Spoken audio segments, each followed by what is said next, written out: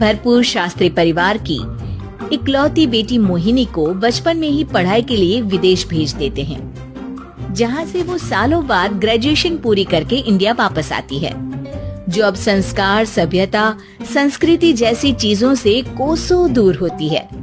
एक सुबह Mohini short dress पहने, कानों में हेडफोन लगाए जोर जोर से इंग्लिश गाने गाती हुई घर में घूम रही होती है।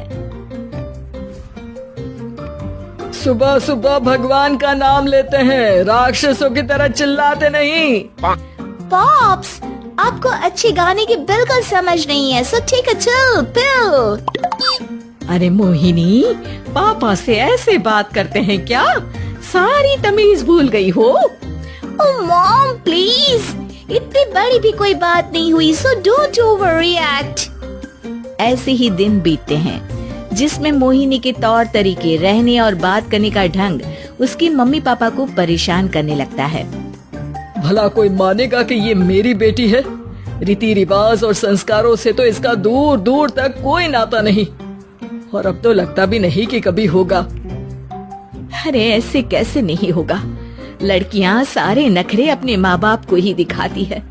ससुराल जाकर उन्हें सब कुछ करना भी पड़ता है और मानना भी। पत्नी की बात शास्त्री जी समझ जाते हैं और कुछ ही दिनों में अपने से भी ज्यादा धार्मिक परिवार में निखिल के साथ मोहिनी का रिश्ता पक्का कर देते हैं। रिश्ता तो पक्का कर दिया, पर यहाँ मोहिनी को कैसे मनाएंगे?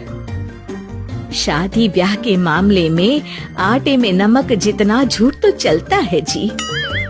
इसी तरह एक के बाद एक तिकड़म लगाते हुए दोनों मिलकर मोहिनी को शादी के लिए तैयार कर लेते हैं और मोहिनी निखिल की शादी हो जाती है, जिसके अगले दिन से ही मोहिनी दोबारा अपने पूरे अवतार में शॉर्ट ड्रेस पहनकर घर में घूमने लगती है। बहू को ऐसे देख सास की आंखें फटी की फटी रह जाती हैं। अरे ये क्या बेशर्मी है, हमारे घर की लड़कियां जींस तक नहीं पहनती और तुम बहू होकर इतने छोटे कपड़े पहनकर पूरे घर में घूम रही हो। सीरियसली मॉम, प्लीज आप अपनी इस 80 के दशक वाली सोच में मुझे इंक्लूड मत करो। हाय तौबा, एक तो बेशर्मी दिखाती है, ऊपर से सास के साथ जुबान भी लड़ाती है। अरे जल्दी कपड़े बदल कर आ, घर की पहली आरती तुम्हें ही करनी है। इतनी देर में निखिल भी वहाँ आ जाता है। माँ, पापा आने वाले हैं, पूजा का सारा सामान तैयार है ना? ये पूजा हमेशा मेरे बॉयफ्रेंड्स के पीछे पड़ी रहती थी और अब हस्बैंड के पीछे भी आ गई। मोहिनी की बातें सुन सास तो अपना सिर पकड़ लेती है, लेकिन निखिल किसी न किसी तरह उसे पूजा के लिए कन्विंस करके कपड़े चेंज करने के लिए भेज देता है, जिस पर पूजा खत्म होने के बाद वो एक बार फिर अपनी शॉर्ट ड्रेस में आ जाती है। बहू, ये क्या तरीका है?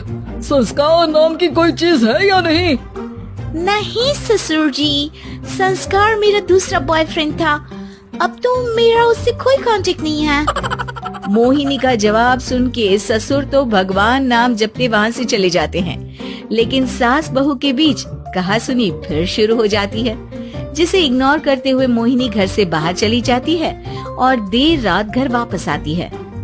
मोहिनी, मैं जानता हूँ कि तुम विदेश में रही हो और तुम्हें वहीं की आदत है, पर यहाँ चीजें कुछ अलग है। अगर तुम उस हिसाब से कुछ एडजस्ट कर लो तो सबके लिए सही हो जाएगा। I am not in a lecture mood. Good night. अगली सुबह मोहिनी देर से उठकर एक बार फिर उसी तरह सबके सामने आती है, जिस पर उसकी सास कुछ बोले उससे पहले ही मोहिनी की दोस्त मोनिका और रचिल वहाँ आ जाती हैं। Oh hi darling, how are you? OMG, we missed you so much. I missed you too, darling. Ram Ram, इन्होंने तो तुमसे भी छोटे कपड़े पहने हैं। अरे तुम लोगों के अंदर कोई शर्म लिहाज बाकी भी है या सब बेच खाई? मोहिनी, तुम्हारी मेड कुछ ज्यादा नहीं बोलती? इस पर मोहिनी की दोस्त उसकी सास का मजाक बनाने लगती है, जिसे सुन निखिल उन्हें जवाब देते हुए कड़वे शब्द सुना देता है और वो सुन के वो दोनों तो मुंह बनाए वहाँ से चली जाती है, लेकिन गुस्से से लाल मोहिनी वहीं खड़ी निखिल को घूरती रहती है। घूर क्या रही हो? तुमसे शादी की ये सोचकर कि विदेश में पढ़ी लिखी हो, घर में कोई पॉजिटिव चेंज लाओगी, अपनी करियर के लिए एम्बिशियस होगी, पर अपने इस बिहेवियर से उस पढ़ाई के साथ साथ अपने मम्मी पापा के नाम को भी डुबो रही हो। अगर तुम्हें ऐसे ही हाल रखना है तो यहाँ रहने की कोई जरूरत नहीं है। निखिल की बातें सुनकर मोहिनी रोते हुए घर छोड़कर अपनी मम्मी पापा के पास वापस आ जाती है। ससुराल में सब कुछ ठीक तो है? वो अपने आप को समझते क्या है? मोहिनी पर चिल्ला रहे हैं? मैं क्यों उसके इशारों पर चलूं? मैं अपनी लाइफ अपने तरीके से जीना चाहती हूँ और वो ना आप लोगों को मंजूर था और ना ही उन्हें है। तुम यहाँ नहीं रह सकती। अपने पापा की बात सुन के मोहिनी हैरान रह जाती है। हाँ, तुमने बिल्कुल सही सुना। अगर तुम्हें अपने इस घमंड, बेशर्मी और बदतमीजी में ही जीना है तो तुम यहाँ भी नहीं रह सकती। बेटी, मैं मानता हूँ हमारे यहाँ रीति रिवाज बहुत मायने रखते हैं और हमने उन्हीं के ओवरडोज से बचाने के लिए तुम्हें विदेश भेजा था।